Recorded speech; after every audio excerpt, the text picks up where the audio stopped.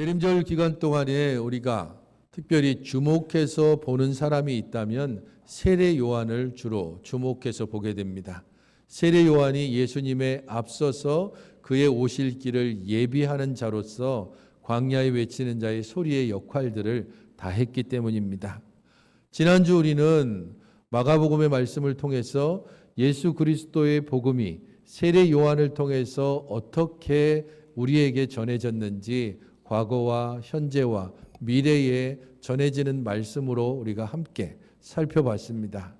오늘 우리는 요한복음의 이 말씀을 통해서 세례 요한의 사역의 보다 구체적인 부분들을 함께 살펴보게 될 것입니다. 특별히 세례 요한이 어떤 사람이고 그의 사역은 어떤 내용이 있는지를 함께 살펴보므로 다른 사람 곧 요한복음을 기록한 요한이 본 세례 요한에 대한 증언, 그리고 세례 요한 스스로 자기 자신을 어떻게 말했는지 세례 요한의 고백, 그리고 또한 광야에 외치는 자의 소리로서 그의 삶의 마지막 종말에 대해서 하나씩 우리가 함께 살펴볼 것입니다.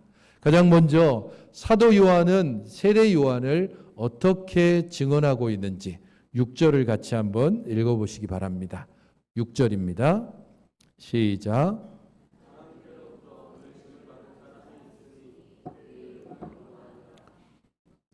요한복음을 기록한 사도 요한, 그는 자기와 동일한 이름을 가지고 있는 이 세례 요한에 대해서 어떻게 증언해서 적고 있냐 하면 하나님께로부터 보내심을 받은 사람이라고 적고 있습니다. 세례 요한을 이렇게 적고 있다는 것은 사도 요한으로 봐서는 어찌 보면 굉장한 부러움의 표현일 수 있습니다. 왜냐하면 세례 요한은 예수님을 잠시 보고 그리고 그의 사역 전체를 통해서 증언하긴 했지만 예수님과 더불어 함께 사역하지는 않았기 때문입니다. 잠시 그가 예수님을 만난 적이 있고 하지만 그 이후로 예수님은 예수님의 사역을 그리고 세례 요한은 세례 요한의 사역을 따로 행하다가 세례 요한이 먼저 쓰러지고 그 뒤를 이어서 예수님께서 본격적으로 하나님 나라의 복음을 전했기 때문입니다.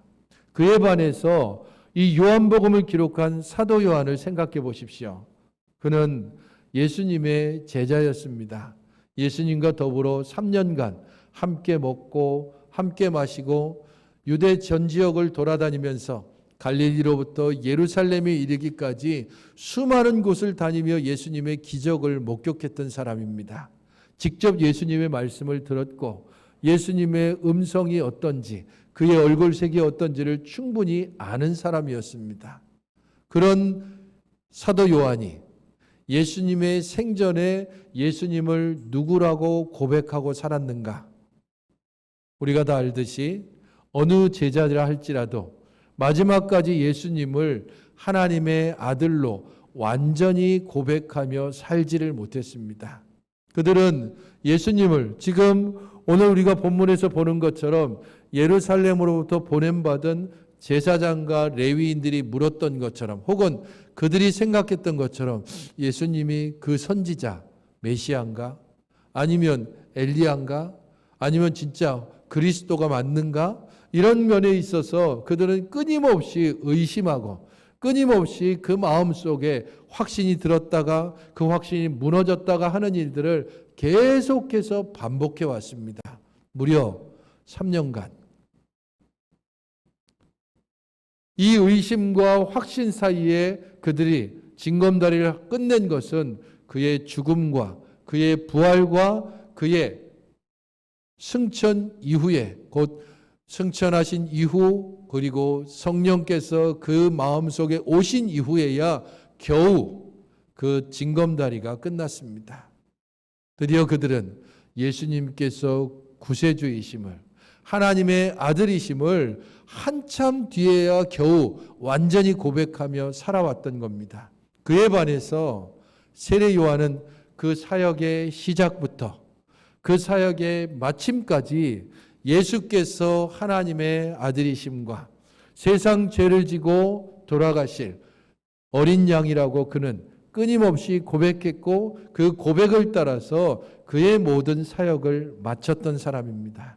그런 면에서 사도 요한은 지금 부러움을 가득 담아서 하나님께로부터 보내심을 받은 사람이 있으니 그의 이름은 요한이라고 적고 있습니다.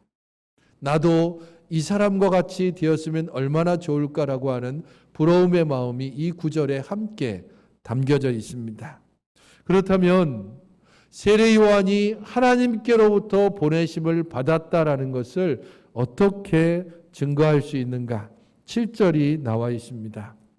그가 증언하러 왔으니 곧 빛에 대하여 증언하고 모든 사람이 자기로 말미암아 믿게 하려 함이다라고 하는 말씀입니다. 세례 요한의 사역을 이 7절에서는 두 가지로 이야기합니다. 하나는 이 빛에 대해서 증언했다라고 말하고 또 다른 하나는 자기로 말미암아서 믿게 하려 함이라라고 말합니다. 이 빛, 여기에서 말하는 이 빛은 요한복음 1장 1절부터 5절의 내용을 근거로 하고 있습니다. 그 빛이 무엇인지 4절, 5절을 같이 한번 읽어보시겠습니까? 요한복음 1장 4절, 5절입니다. 시작.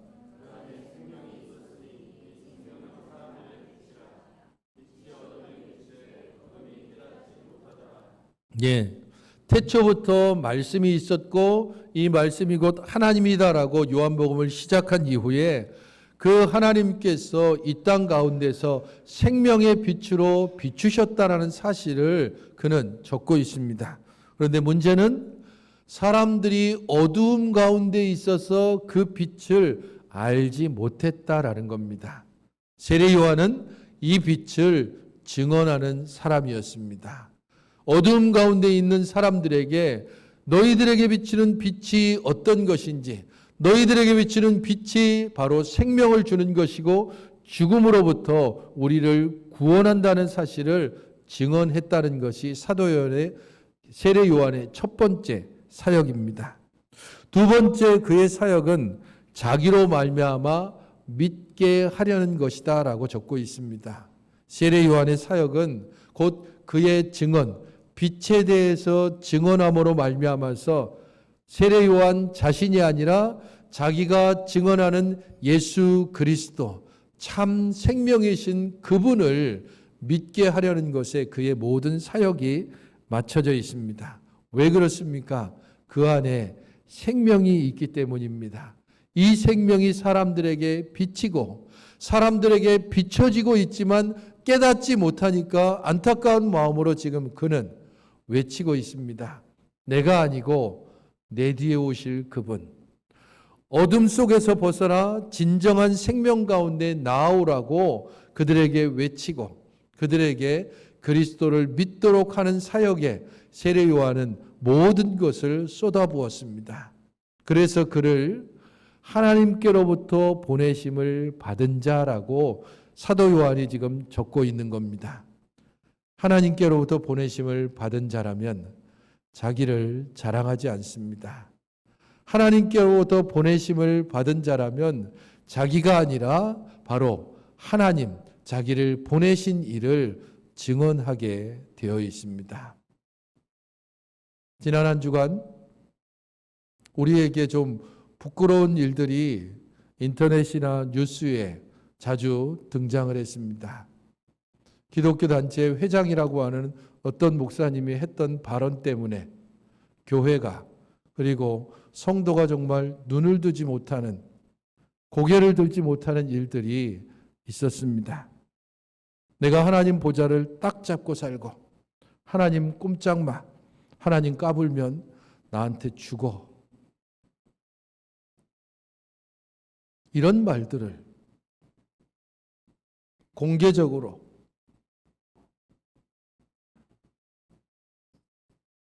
믿는 자나 믿지 않는 자들이 이런 말을 누가 듣더라도 그게 목사의 입에서 나올 소리인지 아닌지를 판단할 수 있습니다. 하나님께로부터 보내심을 받은 사람이 증언하는 내용으로는 도저히 합당하지도 않고 도저히 받아들일 수도 없는 말입니다. 우리는 하나님께로부터 보내심을 받은 자며 하나님의 품 안에 있는 자며 하나님의 자녀들입니다. 우리들의 입에서 무엇이 증언되고 우리를 통하여서 예수 그리스도를 믿게 하는 일들이 있는지, 우리를 통하여서 생명의 빛이신 그리스도가 온전히 전파되고 그리스도가 온전히 높여지고 있는지 스스로를 돌아봐야 할 것입니다.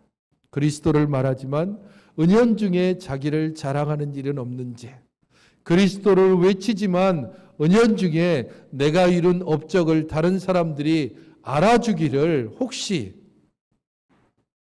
그 안에 품고 있지는 않는지, 믿지 않는 사람들이 교회를 보면서 예수 없는 예수 교회라고 그렇게 비난하고 놀리듯이 이야기하는 것들이 요즘의 세태이고, 그것을 우리 자신들이 스스로 자초했다는 것을 우리는 잊지 말아야 할 것입니다. 우리 안에 예수가 없으면 우리 밖으로 드러나고 있는 것도 결코 예수가 될 수 없습니다. 우리 안에 하늘을 담고 있지 않으면 우리 속에서부터 나오는 것은 우리의 욕심이고 땅의 것들을 내뱉을 수밖에 없는 것입니다. 그런 면에서 요한은 하늘을 외쳤고 그리스도의 복음을 말했고 그를 믿게 하는 일에 그의 모든 사역을 집중했습니다. 그래서 사도 요한은 그를 증언하기를 하나님께로부터 보내심을 받은 자라고 적고 있는 겁니다. 그렇다면 두 번째로 세례 요한은 과연 자기 자신을 누구라고 이야기하고 있는가? 자기 스스로 어떻게 고백하고 있는가? 그것은 계속되는 질문을 통해서 나타나고 있습니다. 세례 요한에게 많은 사람들이 나타났습니다. 그들은 세례 요한에게 이야기했습니다. 19절부터 22절을 보게 되면 끊임없이 그에게 질문합니다. 네가 누구냐? 네가 엘리야냐? 네가 그 선지자냐? 계속해서 이렇게 외치고 질문하는 사람들을 향해서 세례 요한은 나는 아니다, 나는 그렇지 않다라고 이야기했습니다. 그들은 이제 최종적으로 22절에 말하고 있습니다. 누구냐? 우리를 보낸 이들에게 대답하게 하라. 너는 내게 대하여 무엇이라 하느냐라고 질문합니다. 우리를 보낸 이들에게 대답하게 하라. 이 질문을 잘 생각해 보십시오. 바로 앞서서 세례 요한을 무엇이라고 사도 요한이 지금 증언했습니까? 하나님께로부터 보내심을 받은 자라고 그렇게 증언했습니다. 곧 하늘로부터 보냄을 받은 자에게 지금 예루살렘에서 보내심을 받은 자들, 곧 땅에서 보내심을 받은 자들이 끊임없이 질문을 하면서 너는 너를 누구라고 하느냐라고 질문하고 있습니다. 세례 요한이 지금 그들에게 대답하고 있는 내용은 이것입니다. 나는 너희에게 그 질문에 대하여서 대답할 것이 하나밖에 없다. 23절을 같이 한번 읽어보시기 바랍니다. 23절입니다. 시작.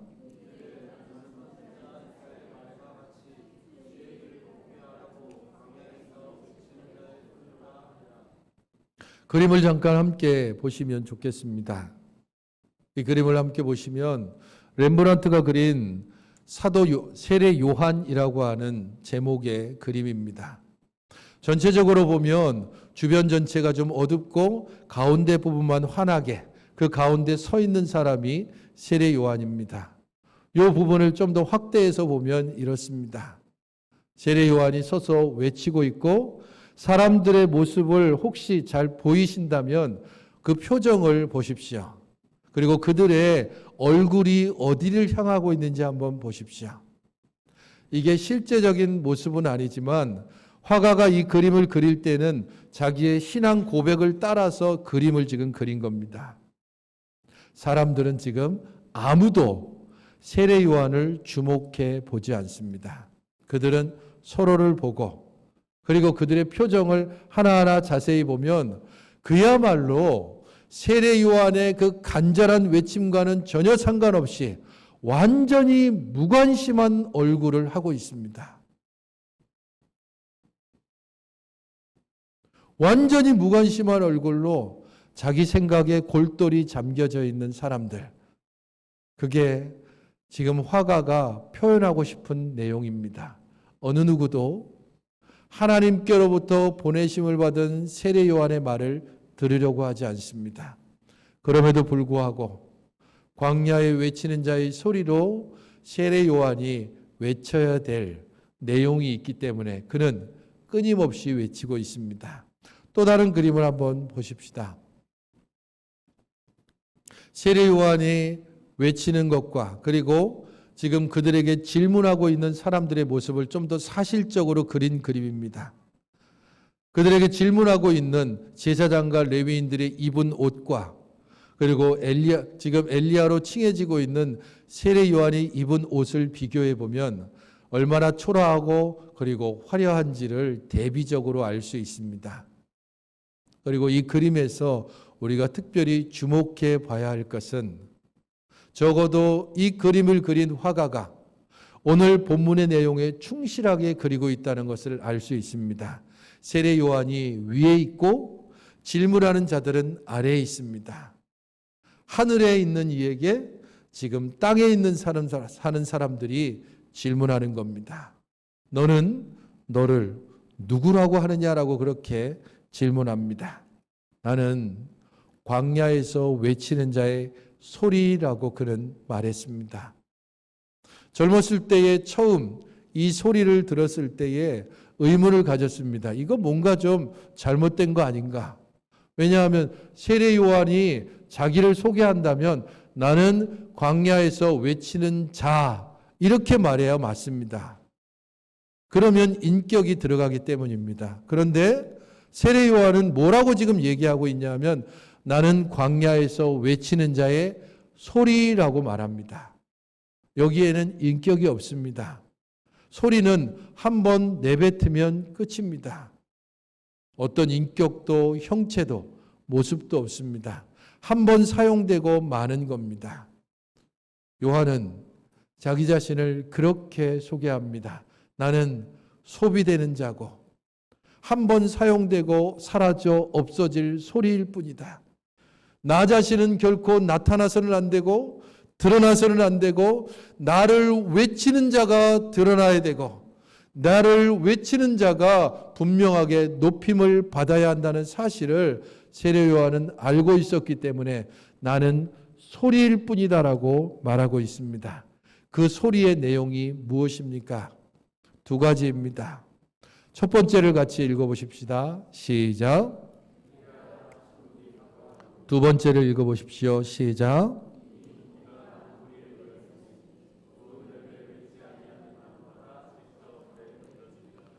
광야에 외치는 자의 소리라고 자신을 소개했던 세례 요한이 외쳤던 내용을 하나로 얘기하면 회개입니다.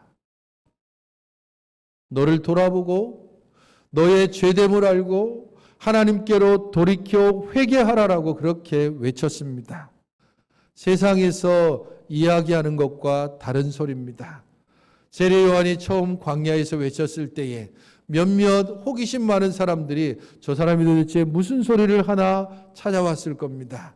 그리고 그의 말에 귀 기울이면서 그의 말을 따르면 어떤 유익이 있을까? 그 사람의 말을 따라가면 내가 어떤 출세의 길이 열릴까? 성공의 길이 열릴까? 형통한 일이 있을까? 생각하며 귀 기울였습니다. 하지만 그에게 들려지는 소리는 전혀 엉뚱한 소리였습니다. 회개하라라는 겁니다. 많은 사람들이 그 소리를 듣고 세례 요한을 떠났을 겁니다. 또 많은 사람들이 세례 요한의 소리를 듣기 위해 광야로 나왔고 또 많은 사람들은 그 소리에 반응하여 자기 죄를 자복하고 그리스도의 오심을 기다리는 자가 되었습니다. 세례 요한의 사역은 절반은 성공했고 절반은 실패했습니다. 세상의 소리는 끊임없이 우리 자신이 듣고 싶은 소리를 외칩니다. 성공해야 돼. 출세해야 돼. 형통해야 돼. 좀 더 좋은 자리를, 좀 더 많은 것을 가져야 한다고 우리에게 끊임없이 요구하고 외칩니다. 그러나 성경은, 그리고 하나님은 우리에게 끊임없이 이야기합니다. 우리는 죄인이라고 하는 사실을. 이 죄는 오직 예수 그리스도 외에는 사함을 받을 수 없다는 사실을, 오직 예수 그리스도만이 길이요 진리요 생명이라는 사실에 대하여서 우리에게 외치고 있습니다. 세례 요한은 가장 먼저 그것을 외치는 자였고, 그렇기 때문에 그는 한번 사용되고 사라져버리는 소리에 불과했습니다. 오늘 우리가 어떤 소리에 귀 기울이고 있는지, 누구의 소리에 좀 더 관심을 가지고 있는지, 무엇을 그렇게 열심을 들으려고 우리의 귀를 활짝 열어놓고 있는지 우리 자신들을 돌아봐야 할 것입니다. 세상의 소리에 귀 기울이고 있는지, 아니면 광야에서 외치는 자의 소리에, 하나님의 말씀에, 성경의 말씀에 귀 기울이고 있는지 우리 스스로를 돌아보며 하나님 앞에서 대림절 기간 동안에 우리의 죄와 우리 자신들이 어떻게 주께로 돌아가야 하는지를 다시 한번 생각해보는, 그리고 묵상해보는 시간을 가져야 합니다. 지난주에도 말씀드렸지만 이 대림절 기간은 세 단어로 요약됩니다. 첫 번째가 기다림이고, 두 번째가 회개고, 세 번째는 소망입니다. 가장 중심에 회개가 있습니다. 이 대림절 기간 동안에는 우리의 죄를 돌아보고 회개하며, 그러므로 참된 소망으로 기다리는 날, 그날이 바로 대림절의 기간입니다.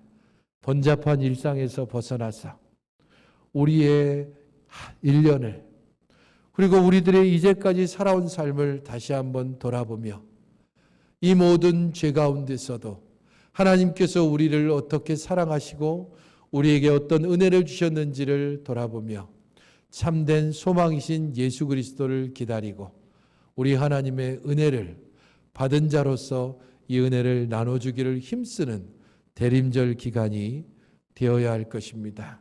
그런 이들이 광야에 외치는 자의 소리로 살아가는 자들이고, 그런 이들이 하나님의 손에 붙잡힌 바 되어서 하나님의 뜻대로 사용되는 사람들이 되는 것입니다.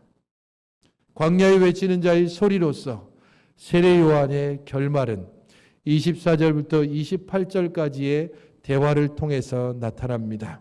그들이 마지막으로 물었습니다. 너는 그리스도도 아니고 엘리야도 아니고 그 선지자도 아닌데 왜 세례를 베푸느냐라고 물었던 그의 질문에 대하여서 세례 요한은 26절과 27절에 대답합니다. 나는 물로 세례를 베푼다. 하지만 너희들이 알지 못하는 사람이 내 뒤에 서 있다. 그가 오실 것이다. 그가 오시면 나는 그의 신발끈을 풀기에도 감당치 못하는 자다. 너희들은 나를 그리스도처럼, 엘리야처럼, 혹은 그 선지자처럼 그렇게 대단한 사람으로 여길지 모르나 내가 하는 일들은 아무것도 아니다. 내 뒤에 오실 그분만이 유일하고 완전하고 그리고 우리를 구원하실 자이시다. 나는 소리로서의 사명을 다할 것이고 소리로서의 사명에 만족하겠다라고 그렇게 말하고 그는 그의 길을 걸어갔습니다. 세례 요한의 마지막 종말이 어떠합니까? 그림으로 그의 마지막 종말을 하나씩 살펴봅시다. 스페인의 화가가 그린 그림입니다. 감옥에 갇혀 있는 세례 요한이라는 그림인데 그는 귀를 듣지 못하는 사람이었습니다. 그래서 그가 언어 장애가 있었고, 하지만 그의 그림에는 특별히 어둠과 빛에 대한 강렬한 묘사가 있습니다. 어둠으로부터 눈을 돌이켜 밝은 빛에 있는 어느 한 곳을 응시하고 있습니다. 동그라미가 쳐 있는 그곳에 완전하지는 않지만 어떤 모양이 삐죽하게 나와 있냐 하면 십자가의 모양이 그 속에 있는 것을 볼 수 있습니다. 그는 감옥에서 십자가에 달리신 예수 그리스도를 자기가 외쳤던 세상 죄를 지고 가실 하나님의 어린 양에 대한 묵상으로 이 감옥 기간을 지내고 있습니다. 다음 그림을 보십시오. 드디어 그는 그의 목이 잘리는 참수의 시간이 다가왔습니다. 어린아이의 춤의 대가로 세례 요한의 목이 잘려지기 직전입니다. 역시 세례 요한이 그의 눈을 돌려서 어디를 보고 있는지를 살펴보십시오. 이제는 뚜렷하고 완전하게 십자가의 모습이 보입니다. 광야에 외치는 자의 소리로 살았던 세례 요한은 그의 모든 사역을 통해 십자가를 바라보고 결국 십자가를 응시함으로 그의 삶을 끝냈습니다. 조금 끔찍한 그림이긴 하지만 세례 요한의 마지막 모습을 보십시오. 다음 그림입니다. 저렇게 끝나는 삶이 될 수 있습니다. 그럼에도 불구하고 그는 광야에 외치는 자의 소리로 자신의 역할에 만족하고 자신의 역할에 충실했습니다. 오늘 우리 자신들을 돌아보며 우리가 어떻게 하나님을 알게 되었는지, 우리가 어떻게 하나님을 아버지라 부르며 예수님을 구세주로 고백할 수 있는 삶이 되었는지 우리 자신들을 돌아보며 우리를 통해 하나님이 예수 그리스도가 온전히 증거되고 있는지, 내 삶이 진정으로 예수 그리스도를 증언하는 삶인지 우리를 돌아보며 이 대림절 기간 동안 진정으로 광야에 외치는 자의 소리로 나의 위치, 나의 삶에 만족하고 있는지, 아니면 여전히 나의 자아가 펄펄 살아있어서 여전히 내 욕심이, 내 출세가, 내 성공이, 내 목표가 더 귀중하다고 생각하고 있는지 스스로를 깊이 돌아보며 우리 안에 있는 죄, 우리 안에 있는 탐심, 우리 안에 있는 욕망, 이 모든 것들이 그리스도로 말미암아 잠재워지고 내 안에 그리스도만이 온전히 살고 내 안에 성령의 그 능력과 역사만이 나타나질 수 있게 해달라고 기도함으로 나아가야 할 것입니다. 내 삶의 중심에 그리스도가 있어 그리스도를 통하여 내 삶이 온전히 의미가 있는 삶이 되게 해달라고 주님 앞에 기도하며 소리의 삶을, 광야에서 외치는 자의 소리로 만족하는 삶을 살아갈 수 있게 해달라고 우리 주 앞에 기도하시는 여러분들이 되시기를 주님의 이름으로 축원드립니다.